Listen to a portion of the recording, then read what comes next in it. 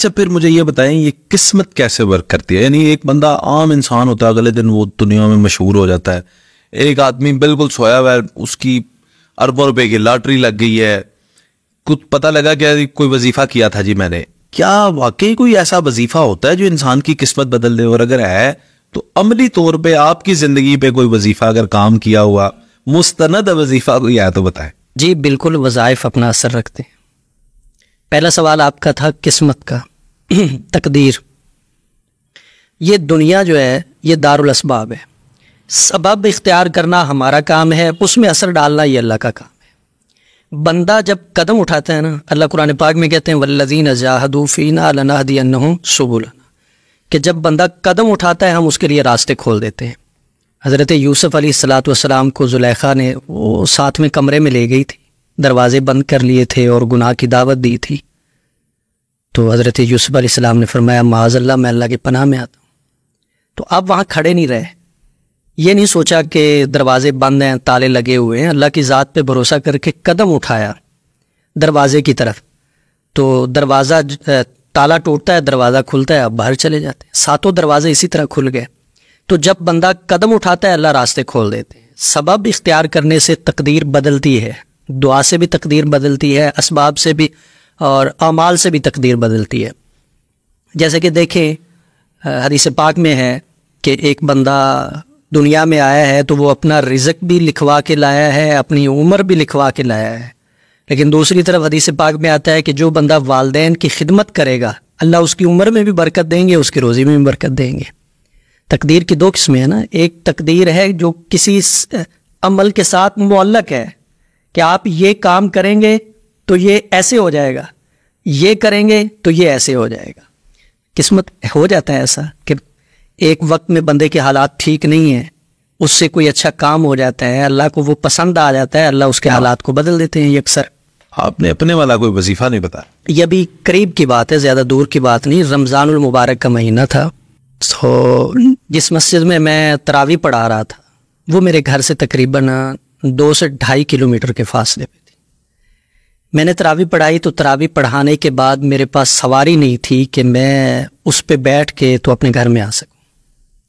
تراویح کے بعد حالات اس طرح کے تھے، تو میں پیدل آتا تھا روز ہی، تو ایک دن میں پیدل آ رہا تھا تو دل بڑا بجھا سا ہوا تھا۔ ہمارے جو ائمہ ہیں، خطبہ ہیں، ان کے ساتھ ہماری مساجدوں والے جو کرتے ہیں، آپ ذرا جانتے ہیں سبھی، تو میں بھی ان کے زیر اثر تھا، لیکن دل میں بڑی ایک کڑن تھی کہ یا اللہ دیکھیں تراویح پڑھا کے آ رہا ہوں اور میرے پاس سواری نہیں ہے، پھر صبح سحری میں جا کے وہاں پہ نماز بھی پڑھانی ہے، درس بھی دینا ہے۔ تو میں واپس آیا تو گھر میں پہنچ کے نا میرے ایک استاد ہیں، یہ روحانی امریات کے بلوچستان کے، سید عبداللہ شاہ صاحب ان کا نام ہے، میں نے ان کو کال کی، تو بس اللہ کی طرف سے ایسا ہوا، میں نے ان کو کال کی تو میرے آنسو گرنے شروع ہو گئے۔ میں نے کہا استاد جی حالات بہت خراب ہیں، اپنا گھر نہیں ہے، اپنی سواری نہیں ہے، بچوں کے دودھ کے پیسے نہیں ہیں۔ یہ 1 سال پہلے، یہ تقریباً 2-3 سال پہلے کی بات ہے۔ انہوں نے مجھے حوصلہ دیا، کہا کہ روئے نہیں، یہ ایک میں چھوٹا سا عمل آپ کو بتا رہا ہوں، یہ آپ کریں۔ انہوں نے مجھے بتایا سورہ والضحیٰ کا وظیفہ، ترتیب بھی انہوں نے بتائی، چھوٹا سا ہے، بڑا مختصر سا ہے، جو آپ سن رہے ہیں وہ اس کو کریں۔ میں نے جس کو بھی بتایا ہے اس نے اس وظیفے کے ثمرات سے فائدہ اٹھایا ہے، اس کی برکات سے اس نے فائدہ اٹھایا ہے۔ وظیفہ یہ تھا کہ عشاء کی نماز کے بعد جائے نماز پہ بیٹھ کے 3 مرتبہ درود ابراہیمی پڑھنا ہے اور اس کے بعد سورہ والضحیٰ کو پڑھنا ہے۔ بسم اللہ الرحمن الرحیم، والضحیٰ واللیل اذا سجا ما ودعک ربک وما قلی وللآخرۃ خیر لک من الاولی ولسوف یعطیک ربک فترضی۔